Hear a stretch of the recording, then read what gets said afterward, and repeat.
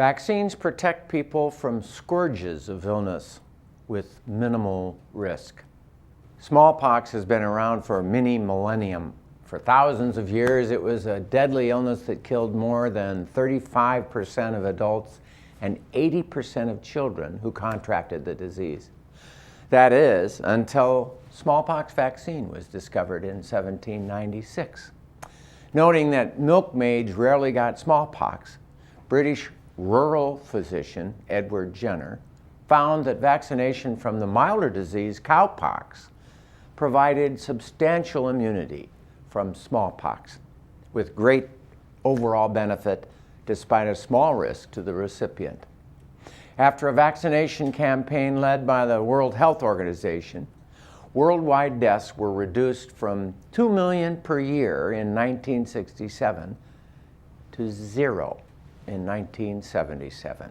Human smallpox infections were virtually eliminated from this world because of vaccinations. Another example of clever manipulation of the immune system comes from a story about pneumonia vaccine.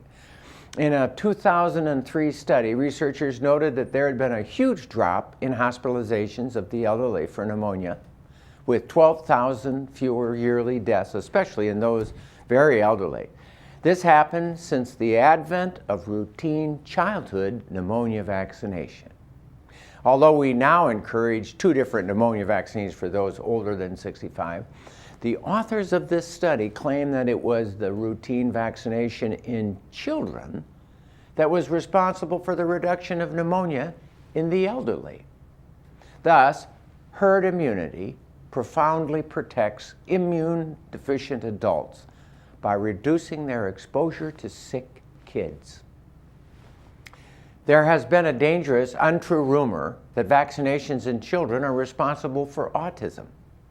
Despite the human nature wish to find someone to blame for this condition, autism appears in similar rates in children who are given and not given vaccinations.